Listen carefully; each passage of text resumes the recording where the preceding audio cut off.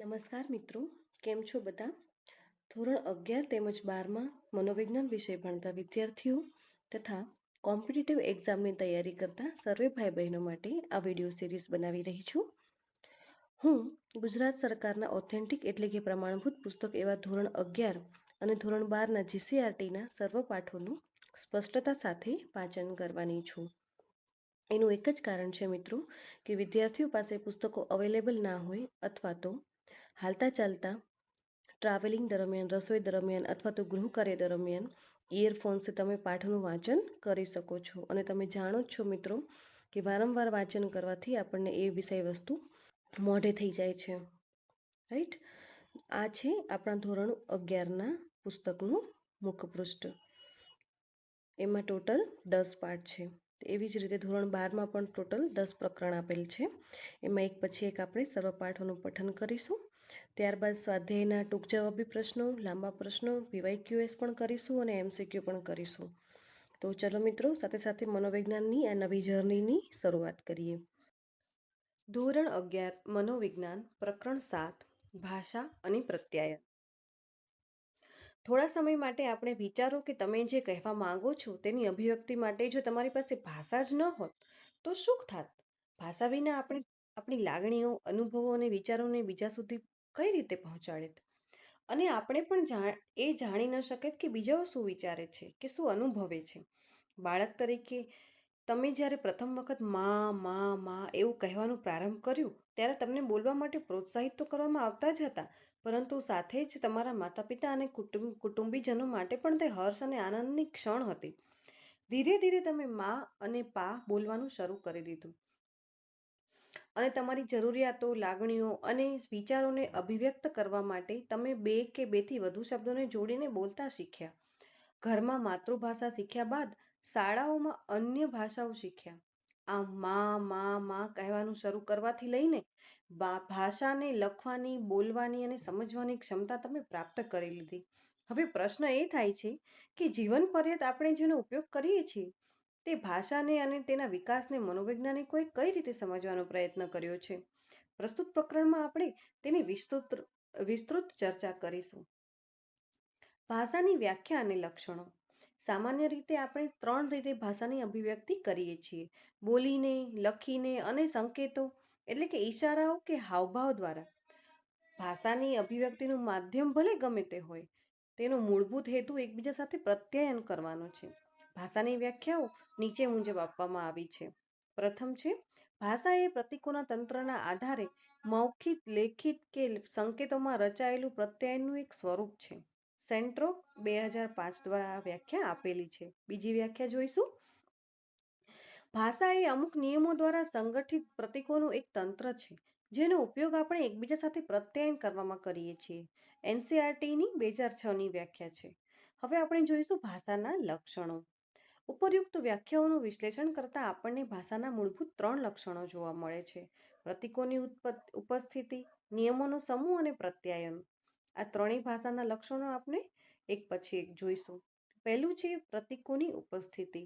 ભાષાનું પ્રથમ લક્ષણ એ છે કે તેમાં પ્રતીકોનો ઉપયોગ થાય છે. પ્રતીક એ કોઈ વસ્તુ કે વ્યક્તિને દર્શાવે છે. દાખલા તરીકે તમે કહો, જ્યાં તમે રહો છો તેને ઘર કહે છે. એ સ્થળ જ્યાં તમે ભણો છો તેને શાળા કહે છે. જે વસ્તુ આપણે ખાઈએ છીએ તેને ભોજન કહે છે. ઘર, શાળા, ભોજન અને તેના જેવા અસંખ્ય શબ્દોને પોતાનો કોઈ અર્થ નથી, પરંતુ જ્યારે આ શબ્દોને અમુક વસ્તુઓ કે ઘટનાઓ સાથે જોડવામાં આવે છે ત્યારે તે કોઈ અર્થ ધારણ કરે છે અને આપણે તે વસ્તુઓ કે ઘટનાઓ વગેરેને વિશિષ્ટ શબ્દો વડે એટલે કે પ્રતીકો વડે ઓળખવા લાગીએ છીએ. વિચારતી વખતે આપણે આવા પ્રતીકોનો ઉપયોગ કરી શકીએ. બીજું લક્ષણ છે નિયમોનો સમૂહ. ભાષાનું બીજું લક્ષણ એ છે કે તેમાં પ્રતીકોને સંગઠિત કરવા માટે અમુક નિયમો કે નિયમોનો સમૂહ હોય છે. 2 કે 2 થી વધુ શબ્દોને જોડતી વખતે આપણે શબ્દોની રજૂઆત માટે એક નિશ્ચિત અને સ્વીકૃત ક્રમને અનુસરીએ છીએ. દાખલા તરીકે તમે સામાન્ય રીતે એવું કહેશો કે હું શાળાએ જાઉં છું, એવું નહીં કહો કે જાઉં છું શાળાએ હું. એટલે કે ભાષા વાપરવાના અમુક નિયમો બનાવેલા છે અને એ નિયમોનો સમૂહ થાય ત્યારે એક વાક્ય કે અર્થપૂર્ણ પ્રત્યાયન થઈ શકે. ઠીક છે. હવે છે ત્રીજું લક્ષણ છે પ્રત્યાયન. ભાષાનું ત્રીજું લક્ષણ એ છે કે તેનો ઉપયોગ આપણે આપણા વિચારો, યોજનાઓ, અભિપ્રાયો તથા લાગણીઓને બીજા સુધી પહોંચાડવા માટે કરીએ છીએ. આ પ્રત્યાયન એટલે કે સંદેશાવહન લખીને, બોલીને કે હાવભાવ દ્વારા થાય છે. હાવભાવ દ્વારા કરવામાં આવતા પ્રત્યાયનને બિનશાબ્દિક પ્રત્યાયન કહે છે. બહેરા, મૂંગા બાળકોને શારીરિક સંકેતો કે હાવભાવ દ્વારા પ્રત્યાયન કરે છે. આવી શારીરિક સંકેતની ભાષા એ પણ ભાષાનું એક સ્વરૂપ જ છે. હવે જોઈશું ભાષાના વિવિધ પાસાઓ. ભાષાના અનેક પાસા કે કક્ષાઓ છે, જેમ કે ધ્વનિશાસ્ત્રીય પાસું, અર્થપૂર્ણ એકમનું પાસું, શબ્દ સંયોજનનું પાસું, શબ્દાર્થ શાસ્ત્રીય પાસું અને સામાજિક સંદર્ભલક્ષી પાસું. પાના નંબર 76. પહેલું છે ધ્વનિશાસ્ત્રીય પાસું એટલે કે ફોનોલોજીકલ પાસું. આમાં મૌખિક ભાષામાં વપરાતા વિવિધ મૂળભૂત ઉચ્ચારો કે ધ્વનિઓનું વિશ્લેષણ થાય છે. વાણીના લઘુત્તમ એકમ એટલે કે મૂળભૂત ઉચ્ચારોને ધ્વનિ એકમ એટલે કે ફોનિમ કહે છે. અંગ્રેજી ભાષામાં 36 થી 40 ધ્વનિ એકમો હોવાનો અંદાજ છે. મોટાભાગની સંસ્કૃત આધારિત એટલે કે ભારતીય ભાષાઓમાં મૂળભૂત અ, આ, ઈ વગેરે 12 સ્વરો અને ક, ખ, ગ વગેરે 34 વ્યંજનો અલગ અલગ ઉચ્ચારો કે ધ્વનિઓ છે. રાત અને વાત એ શબ્દોમાં આરંભના ધ્વનિઓ ર અને વ જુદા જુદા છે, પણ મધ્યનો આ અને અંતનો ધ્વનિ ત સરખા છે. જ્યારે વાત અને વાઘમાં આરંભના અને મધ્યના ધ્વનિ સરખા છે અને છેવટનો ધ્વનિ એટલે કે ત અને ઘ જુદા છે. ધ્વનિઓને પોતાનો અર્થ હોતા નથી. ધ્વનિઓને જોડવાના નિયમો દરેક ભાષામાં જુદા જુદા હોય છે. બીજું છે અર્થપૂર્ણ એકમ એટલે કે મોર્ફોલોજીકલ પાસું. અર્થપૂર્ણ એકમનું પાસું એટલે ધ્વનિઓના કેટલાક જોડાણથી અર્થપૂર્ણ શબ્દ બને છે. દાખલા તરીકે બ પ્લસ ત પ્લસ ક એટલે કે બતક. બીજા કેટલાક જોડાણોથી અર્થપૂર્ણ શબ્દ બનતા નથી, તેથી તેને અર્થહીન પદ કહે છે. દાખલા તરીકે બ ફ પ્લસ જ એટલે બફજ એ અર્થહીન પદ કહી શકાય. ભાષાના નાનામાં નાના અર્થપૂર્ણ એકમને મોર્ફિમ કહે છે. દાખલા તરીકે યુવાન એ મોર્ફિમ છે. તેને પ્રત્યયો લગાડવાથી બીજા શબ્દો બને છે. દાખલા તરીકે યુવાનો. આ શબ્દ એક જ છે, પણ તેમાં બે મોર્ફિમ રહેલા છે, યુવાન અને કાનો માત્રા. કાનો માત્રા ઉમેરવાથી અર્થ બદલાય છે. યુવાનો એક કરતા વધારે યુવાન વ્યક્તિઓ એટલે કે બહુવચન સૂચવાય છે. દોડવું એ ક્રિયાપદ એક મોર્ફિમ છે. એવો બીજો મોર્ફિમ ઉમેરવાથી દોડે છે એ વર્તમાન ક્રિયા સૂચવે છે. પણ શે એટલે કે મોર્ફિમ ઉમેરવાથી દોડશે એવો શબ્દ બને છે, જે ભવિષ્યની દોડવાની ક્રિયા સૂચવે છે. દોડ મોર્ફિમમાં યો જોડાક્ષર રૂપે ઉમેરવાથી દોડ્યો એ શબ્દ બને છે, જે ભૂતકાળમાં થયેલી ક્રિયા સૂચવે છે. દરેક ભાષામાં મોર્ફિમની રચના અને સંયોજનો એટલે કે જોડાણો અંગેના પોતાના નિયમો હોય છે. આવા નિયમોને અર્થપૂર્ણ એકમો અંગેના નિયમો એટલે કે મોર્ફોલોજીકલ રૂલ્સ કહે છે. આવા નિયમોમાં પૂર્વંગો, ઉપસર્ગો અને બીજા પ્રત્યયોનો ઉપયોગ કરવાથી શબ્દના અર્થમાં કેવો ફેરફાર થાય છે તે દર્શાવાય છે. આમ કેટલાક શબ્દો એક મોર્ફિમના બનેલા હોય છે. દાખલા તરીકે પતંગ. બીજા કેટલાક શબ્દો એકથી વધારે મોર્ફિમના બનેલા હોય છે. દાખલા તરીકે પતંગો.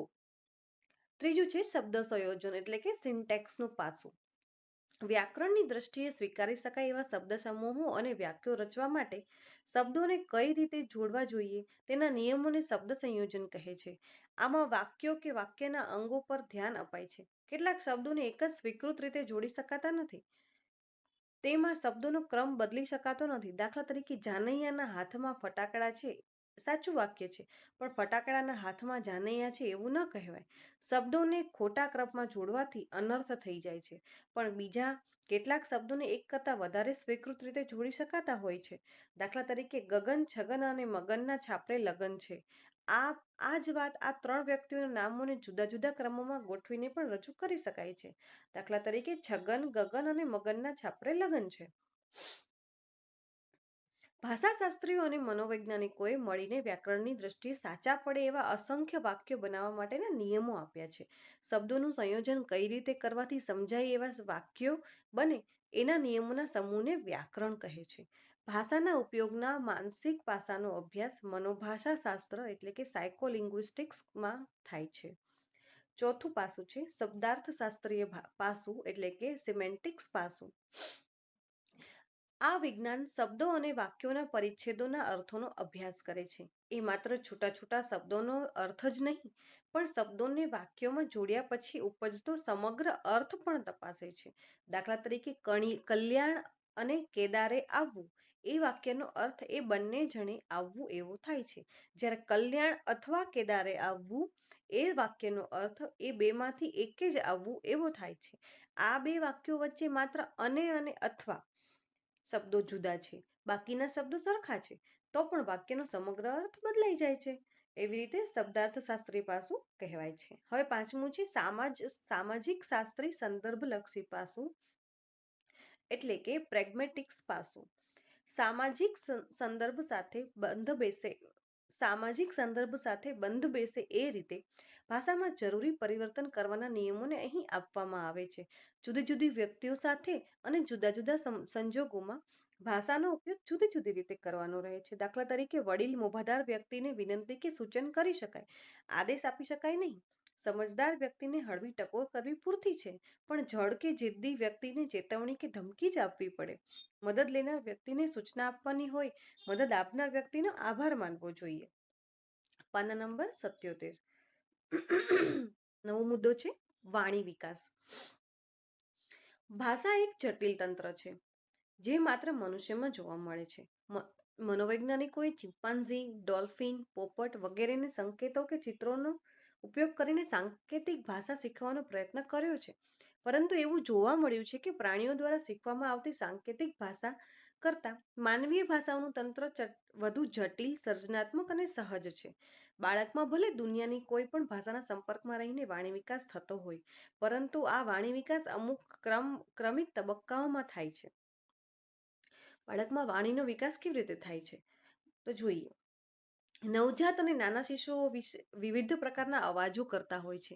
ધીમે ધીમે શબ્દોમાં રૂપાંતરિત થતા જાય છે. રડવું અને નવજાત શિશુઓ દ્વારા ઉત્પન્ન પ્રથમ ધ્વનિ કે અવાજ છે. શરૂઆતમાં નવજાત શિશુઓ વિભિન્ન પરિસ્થિતિઓમાં એક સરખું જ રડે છે અને ધીમે ધીમે રડવાના સ્વરની તીવ્રતામાં ઉતાર ચઢાવના આધારે શિશુ ભૂખ, પીડા, એકલતા વગેરેને અલગ અલગ રીતે રડવાના અવાજો દ્વારા દર્શાવે છે.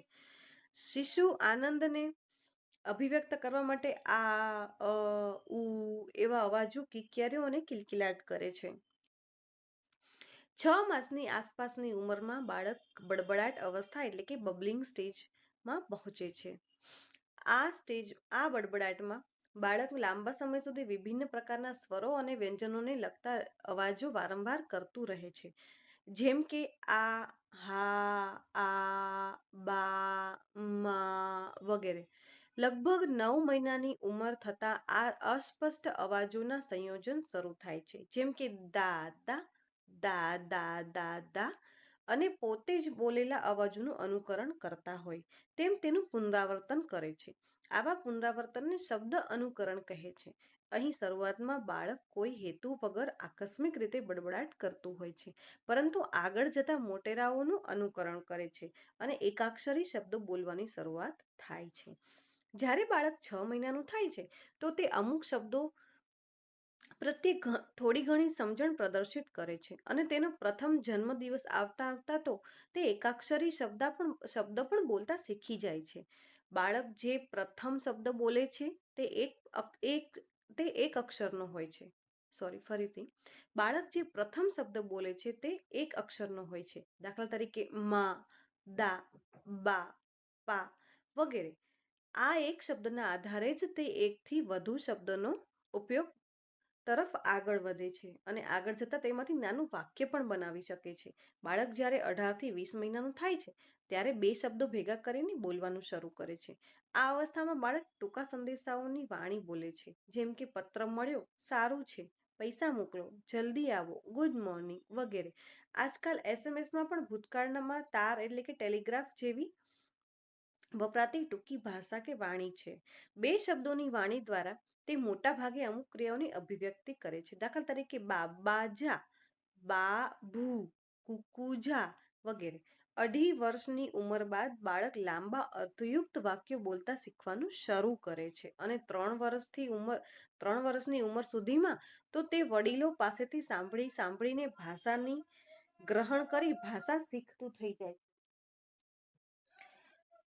હવે જોઈએ આપણે વાણી વિકાસના સિદ્ધાંતો. આપણે વાણી વિકાસ કેવી રીતે થાય છે એ જોઈ રહ્યા છીએ. એના સંદર્ભમાં આપણે વાણી વિકાસના સિદ્ધાંતોને જોઈશું.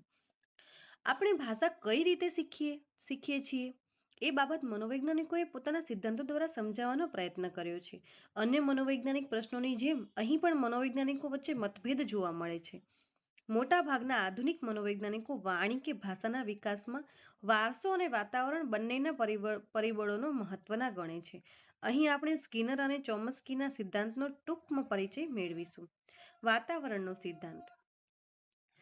તો સ્કિનર દ્વારા વાતાવરણનો સિદ્ધાંત આપવામાં આવેલો છે. વર્તનવાદી BF સ્કિનરનું માનવું હતું કે આપણે ભાષાને જે રીતે શીખીએ છીએ, જે રીતે ઉંદર હાથો દબાવીને ખોરાક મેળવવાનું શીખે છે, વર્તનવાદીઓના મત મુજબ ભાષાનો વિકાસ શિક્ષણના સિદ્ધાંતો પર આધારિત છે. જેમ કે બોટલને જોઈને બાળક તેની સાથે બોટલ શબ્દ જોડે છે, એટલે કે સાહચર્ય. વડીલો દ્વારા ઉપયોગમાં લેવાતા બોટલ શબ્દનું બાળક બોલવામાં અનુકરણ કરે છે. અનુકરણ. બાળક જ્યારે બોટલ શબ્દ સાચો બોલે ત્યારે માતા પિતા હસે છે, બાળકને ભેટે છે, એટલે કે પ્રબલન આપે છે. એટલે કે વર્તનવાદી BF સ્કિનરનું પ્રતિપાદિત જે સિદ્ધાંત છે એમનું છે સાહચર્યનો, અનુકરણ અને પ્રબલનનો સિદ્ધાંત છે. આપણે જ્યારે જાણીએ છીએ કે બાળકની ભાષા બોલવાની લઢણ તેના માતા પિતા કે ઘરના સભ્યો જેવી હોય છે. આ બધું ઘરમાં બાળકને મળતા વાતાવરણ અને પ્રોત્સાહન પર નિર્ભર કરે છે અને એટલે જ ભાષાના ઉચ્ચારણ અને ભાષા શૈલીમાં પ્રદેશ પ્રમાણે વિભિન્નતા જોવા મળે છે. તો વાતાવરણનો સિદ્ધાંત BF સ્કિનરના શિક્ષણનો સિદ્ધાંત છે એના પર આધારિત છે. હવે છે જન્મજાત એટલે કે સહજ સિદ્ધાંત. ભાષાશાસ્ત્રી નોઆમ ચોમસ્કી ના મતે માનવી ભાષા શીખવાની અને તેના ઉપયોગની અસાધારણ શક્તિ જન્મથી લઈને જ આવે છે. કોઈ પણ પ્રકારના શાળાકીય શિક્ષણ વગર બાળક જે રીતે શબ્દો તથા વ્યાકરણને શીખે છે તેની સમજૂતી માત્ર શિક્ષણના સિદ્ધાંતોના આધારે ન આપી શકાય. બાળકો એવા વાક્યો પણ બોલે છે જે તેને ક્યારેય સાંભળ્યા નથી. આથી ભાષા શીખવામાં બાળક અનુકરણ કરે છે તેવું ન કહી શકાય.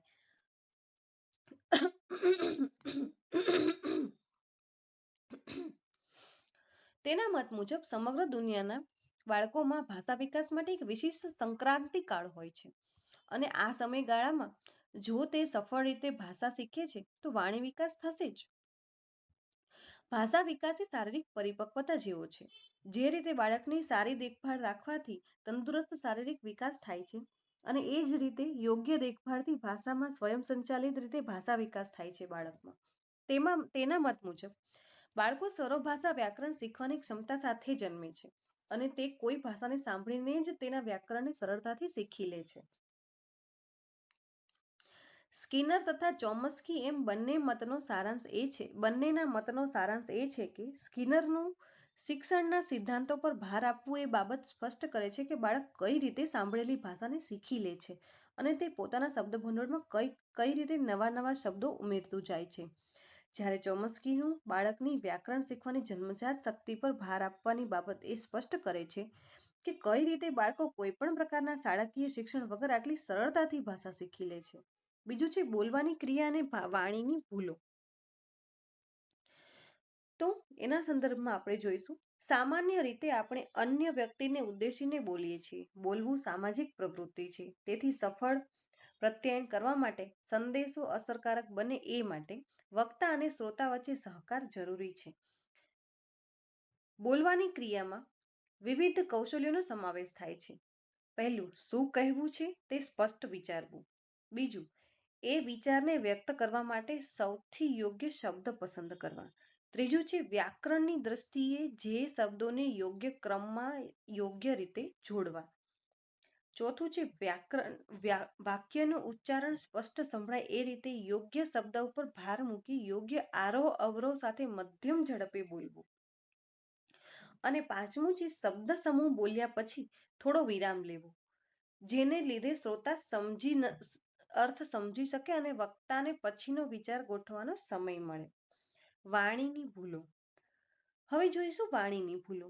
ભાષાની ખામી અને વાણીની ભૂલોની અસરકારક પ્રત્યાયનમાં ક્ષતિઓ ઉપજે છે. અસરકારક ભાષાના સર્જનમાં વાણીની ભૂલો અવરોધો ઉપજાવે છે. વિવિધ ભૂલો નીચે પ્રમાણે છે. અયોગ્ય શબ્દની પસંદગી. પહેલું છે વાણીની ભૂલોમાં પહેલી ભૂલ છે અયોગ્ય શબ્દની પસંદગી. ચોક્કસ અર્થ દર્શાવે એવા શબ્દને બદલે લગભગ મળતો આવતો બીજો શબ્દ વાપરવો. દાખલા તરીકે ગાંધી સાહેબ પોતાનો સમય બગાડીને અહીં આવ્યા એ માટે એમનો આભાર. સાચો શબ્દ છે ફાળવીને. સમય બગાડીને નહીં પણ સમય ફાળવીને.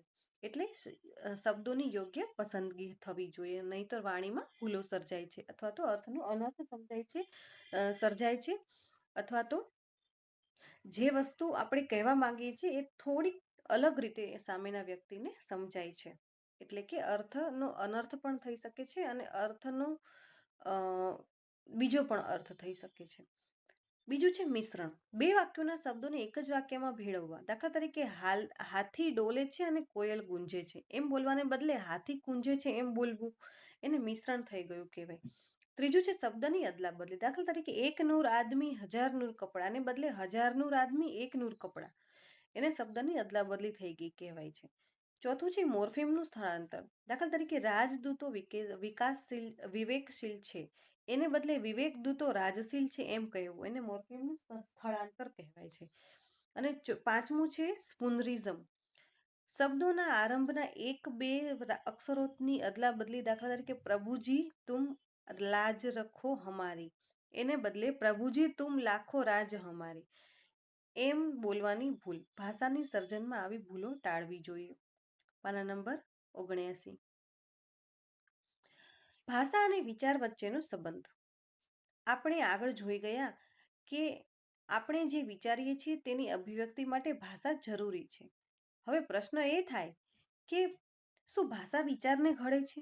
બીજો પ્રશ્ન એ થાય કે શું વિચાર ભાષાને ઘડે છે? કે પછી ત્રીજો પ્રશ્ન એ પણ થાય કે શું બંનેનો વિકાસ સ્વતંત્ર રીતે થાય છે? તો ચાલો આ ત્રણેય બાબતોને વિસ્તારથી સમજીએ. પહેલું છે ભાષા વિચારને ઘડે છે. હવે બેન્જામિન લી વોર્ફના મત મુજબ ભાષા વિચારના વિષય વસ્તુને નક્કી કરે છે.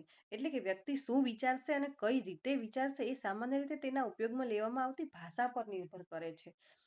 આ દ્રષ્ટિકોણને ભાષાકીય સાપેક્ષતાની ઉત્કલ્પના એટલે કે લિંગ્વિસ્ટિક હાઇપોથિસિસ કહે છે. વ્યક્તિ જે ભાષાનો ઉપયોગ કરે છે એ ભાષામાં આવતા વર્ગીકરણો વ્યક્તિના વિચારના વિષયો અને વિચારવાની પદ્ધતિ પર અસર કરે છે. દાખલા તરીકે ભારતીય ભાષાઓમાં નજીકની સગપણની વિવિધતા દર્શાવવા માટે અલગ અલગ શબ્દો છે. જેમ કે નાના ભાઈ એટલે કે પિતાના નાના ભાઈ એટલે કાકા, માતાના ભાઈ એટલે માતા, પિતાની બહેન એટલે ફોઈ, માતાની બહેન એટલે માસી. જ્યારે અંગ્રેજી શબ્દમાં આવા સગપણો માટે અંકલ અને આંટી એ બે જ શબ્દો વપરાય છે. બીજું છે વિચાર ભાષાને ઘડે છે. હવે આપણે એને અનુલક્ષીને ચર્ચા કરીશું કે વિચાર ભાષાને ઘડે છે કે ભાષા વિચારને ઘડે છે. તો હવે આમાં બીજો મુદ્દો છે વિચાર ભાષાને ઘડે છે. પ્રખ્યાત સ્વિસ મનોવૈજ્ઞાનિક જીન પિયાજેનું માનવું છે કે વિચાર ભાષા પહેલા ઉદ્ભવે છે અને ભાષાના શબ્દો પર અસર કરે છે. એટલે કે વિચારના ઉદ્ભવ માટે ભાષા જરૂરી નથી. શબ્દોના અર્થ સમજવા માટે પણ પહેલા વિચાર આવવો જરૂરી છે. પિયાજે દલીલ કરે છે કે બાળકો આ દુનિયાનું આંતરિક નિરૂપણ વિચારણાના માધ્યમથી જ કરે છે. દાખલા તરીકે જ્યારે બાળક કંઈક જુએ છે અને તેની નકલ કરે છે ત્યારે વિચારણાની પ્રક્રિયા કે જેમાં ભાષા રહેલી હોતી નથી તે અવશ્ય ઉદ્ભવે છે. બાળક દ્વારા બીજાના વર્તનનું નિરીક્ષણ કરવામાં અને વર્તનનું અનુકરણ કરવામાં વિચારણાનો જ ઉપયોગ થાય છે, ભાષાનું નહીં. તેમાં કોઈ શંકા નથી. વિચારણાના સાધનોમાં ભાષા માત્ર એક સાધન છે, પરંતુ તે વિચારના ઉદ્ભવ માટે જરૂરી નથી. પિયાજેનું એમ માનવું હતું કે ભાષા બાળકોને શીખવી શકાય છે, પરંતુ શબ્દોને સમજવા માટે વિચાર જરૂરી છે. આમ ભાષાને સમજવા માટે વિચાર એ પાયાનું અને જરૂરી તત્વ છે. ત્રીજો મુદ્દો છે ભાષા અને વિચારના ઉદ્ગમો જુદા જુદા હોય છે. રશિયન મનોવૈજ્ઞાનિક લેવ વાઇગોત્સ્કીનું માનવું છે કે બાળકમાં ભાષા અને વિચારનો ઉદ્ભવ અને વિકાસ સ્વતંત્ર રીતે અને અલગ અલગ થાય છે અને 2 વર્ષની ઉંમર સુધીમાં બંને એકબીજા સાથે ભળી જાય છે. 2 વર્ષની ઉંમર પહેલા બાળકમાં વિચાર એ પૂર્વશાબ્દિક એટલે કે પ્રી વર્બલ બાબત હોય છે અને વિચારનો અનુભવ અને અભિવ્યક્તિ શબ્દો દ્વારા ક્રિયાઓમાં થાય છે. જેમ કે બાળક પીડાની અભિવ્યક્તિ રડીને કરે છે. લગભગ 2 વર્ષની ઉંમર સુધીમાં બાળક પોતાના વિચારને શાબ્દિક રીતે અભિવ્યક્ત કરતું થઈ જાય છે અને તેની વાણીમાં તાર્કિકતા ઝળકે છે. વાઇગોત્સ્કીનું માનવું હતું કે 2 વર્ષની ઉંમર બાદ ભાષા અને વિચારનો વિકાસ એકબીજાથી સ્વતંત્ર રીતે ન રહેતા એકબીજા પર આધારિત થઈ જાય છે. નવો મુદ્દો છે પ્રત્યાયન એટલે કે કોમ્યુનિકેશન. પ્રત્યાયન એટલે સંકેતોને કે સંદેશાઓને મોકલવાની અને ઝીલવાની પ્રક્રિયા. પ્રત્યાયન એટલે એક સ્થાનથી બીજા સ્થાન સુધી વિચારનું કે અર્થનું સંક્રમણ કરવામાં કે સમજવામાં સાધનરૂપ બનતી પ્રક્રિયા. પ્રત્યાયન વડે આપણે કોઈ વ્યક્તિ કે જૂથ સાથે સામાન્યતા સ્થાપવા માંગીએ છીએ. આપણે વિચારો, માહિતી, લાગણી કે મનોવલણો વહેંચવાનો પ્રયત્ન કરીએ છીએ. પ્રત્યાયનમાં ઓછામાં ઓછા એક પ્રેષક એટલે કે સંદેશો મોકલનાર વ્યક્તિ અને એક ગ્રાહક એટલે કે સંદેશો ઝીલનાર વ્યક્તિ હોય છે. વક્તા, શ્રોતા, લેખક, વાચક, પ્રદર્શક, દર્શક ઓછામાં ઓછા એ સંદેશા પૂરતા માનસિક રીતે જોડાયા હોય છે.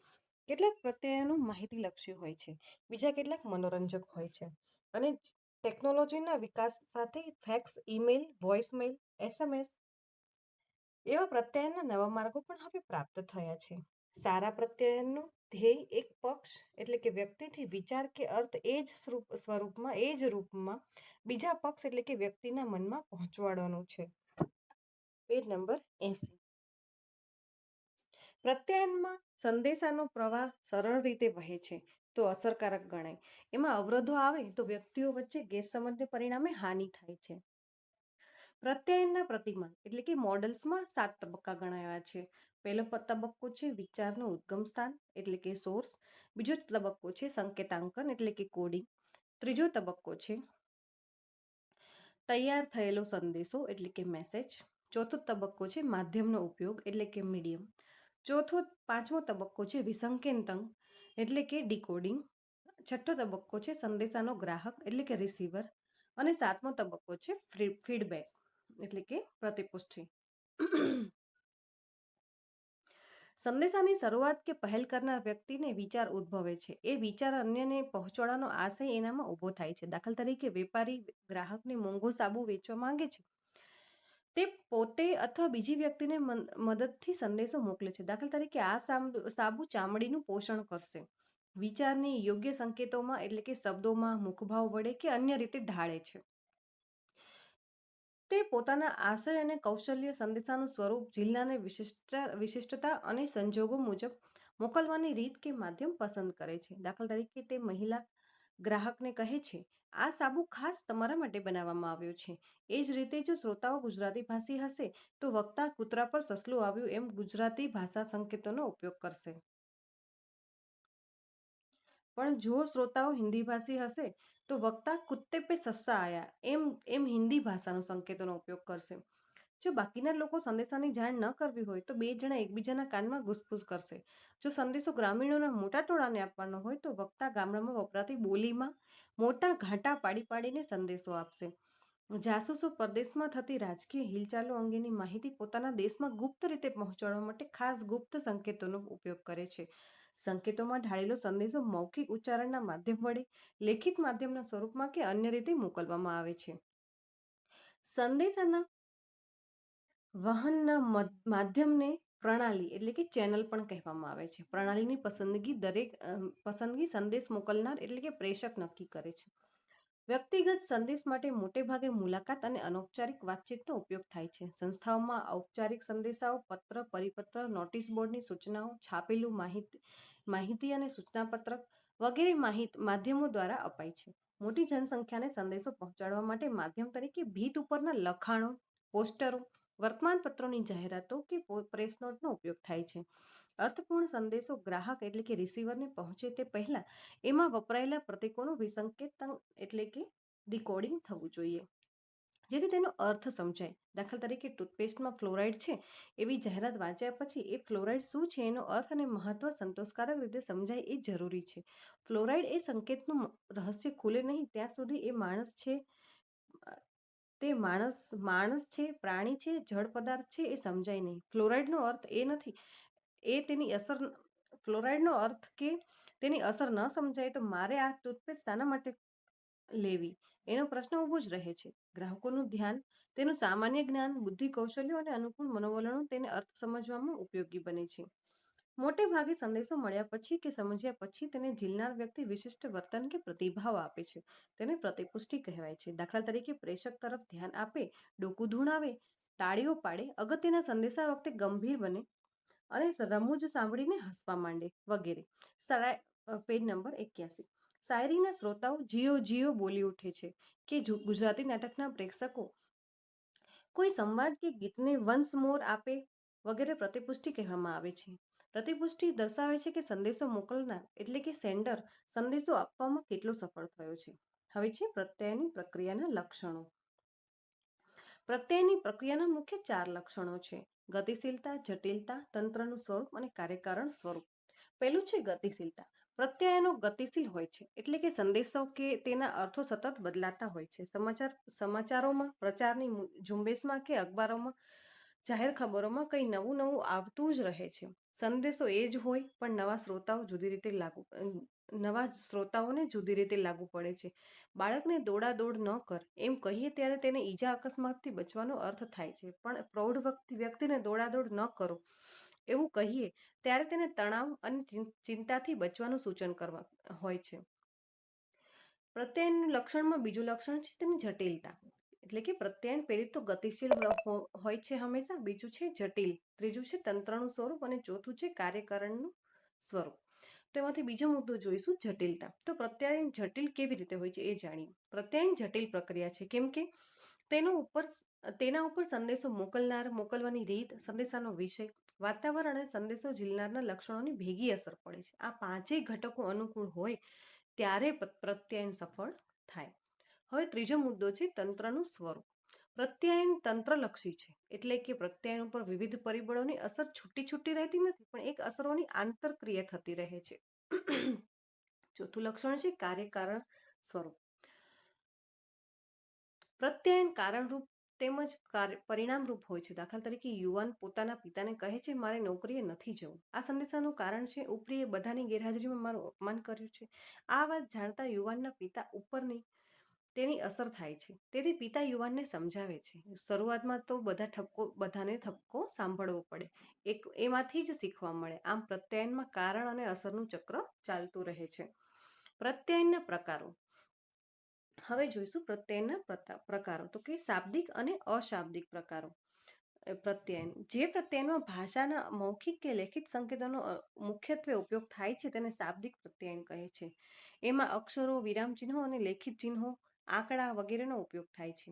જે પ્રત્યયનમાં ભાષાના સંકેતોનો નહીં પણ અન્ય સંકેતોનો ઉપયોગ થાય છે તેને અશાબ્દિક પ્રત્યયન કહે છે. એમાં ચહેરાના હાવભાવો, કપાળ, આંખ, નાક, ગાલ, મોં વગેરે, શરીરના અંગોની સ્થિતિ, ટટ્ટાર કે વળી ગયેલા, હાથ, પગ, માથું કે ધડનું હલનચલન, આંખનો સંપર્ક તેમજ પ્રેષક કે ગ્રાહક વચ્ચેના ભૌતિક અંતરનો સમાવેશ થાય છે.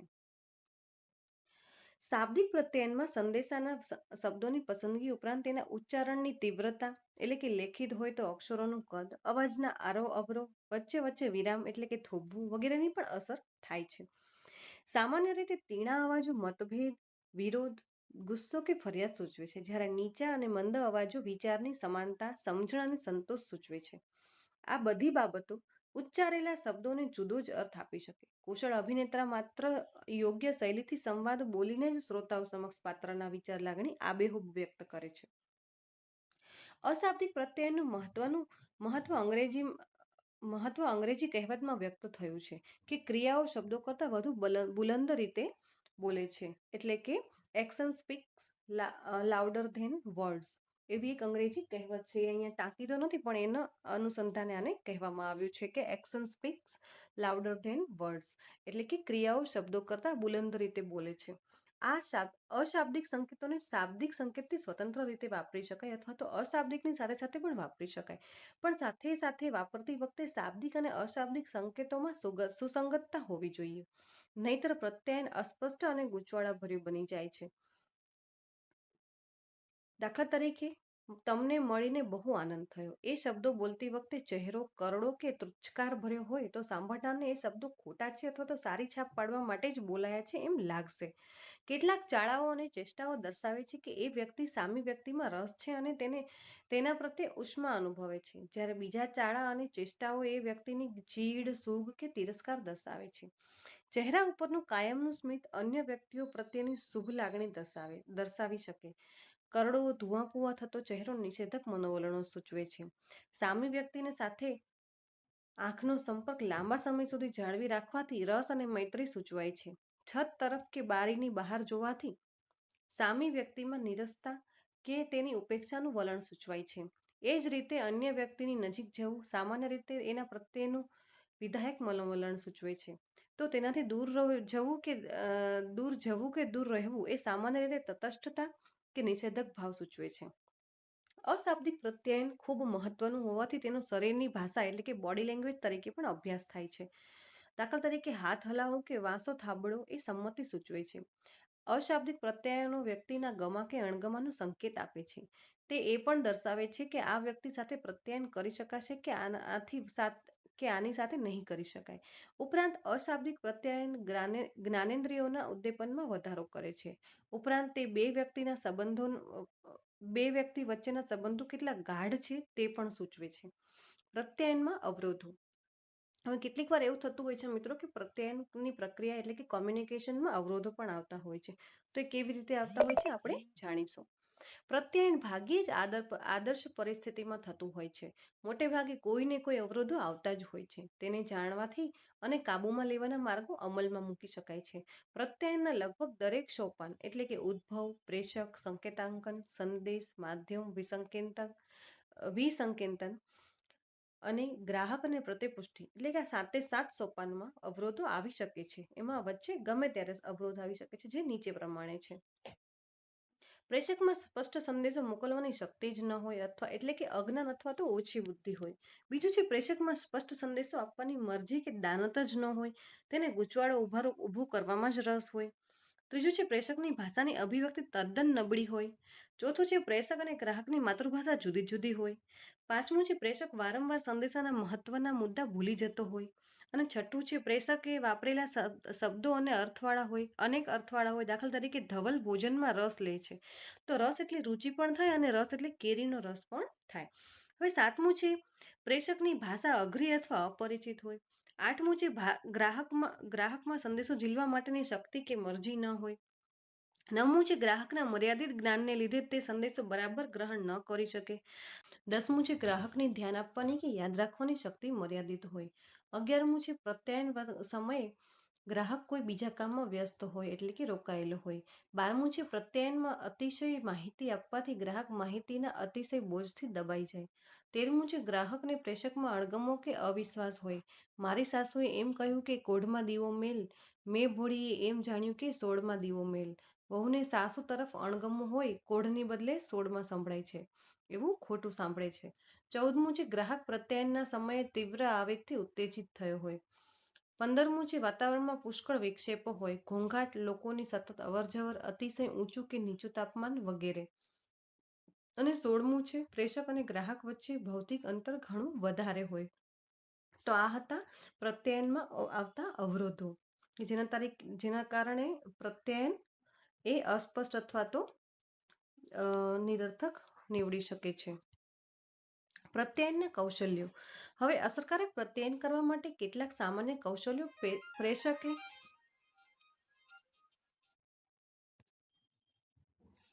પહેલું છે દરેક પ્રત્યાયનને પોતાનો હેતુ હોવો જોઈએ. પ્રેષક ગ્રાહક બંનેએ પ્રત્યાયનને ધ્યેયલક્ષી બનાવવાની કુશળતા વિકસાવવી જોઈએ. દાખલા તરીકે જ્ઞાન આપવાનો હેતુ કે સામેની વ્યક્તિને આનંદમાં રાખવાનો કે ઉત્સાહ વધારવાનો હેતુ. બીજું છે દરેક પ્રત્યયન પાછળનો વિચાર સ્પષ્ટ હોવો જોઈએ. મનમાં જ ગૂંચવાડા હોય ત્યારે પ્રત્યયની ગમે તેટલી યુક્તિઓ વાપરો તો નકામી નીવડે છે. સ્પષ્ટ વિચાર્યા વિના વક્તૃત્વ સ્પર્ધામાં વિષયની તરફેણમાં બોલવાનો દાવો કરનાર વક્તા ઘણીવાર વિષયની વિરુદ્ધમાં બોલતો હોય છે. ત્રીજું છે પ્રત્યયની પદ્ધતિ અને માધ્યમ. પ્રેષક અને ગ્રાહક બંનેને અનુકૂળ પસંદ કરવા જોઈએ. ચોથું છે એક કરતાં વધારે માધ્યમો એક સાથે ઉપયોગ કરીને પ્રત્યયને વધારે અસરકારક બનાવવું જોઈએ. સંદેશાનો વિષય અને ઝીલનારાના લક્ષણોને ધ્યાનમાં રાખીને યોગ્ય માધ્યમ પસંદ કરવાની કુશળતા વિકસાવવી જોઈએ.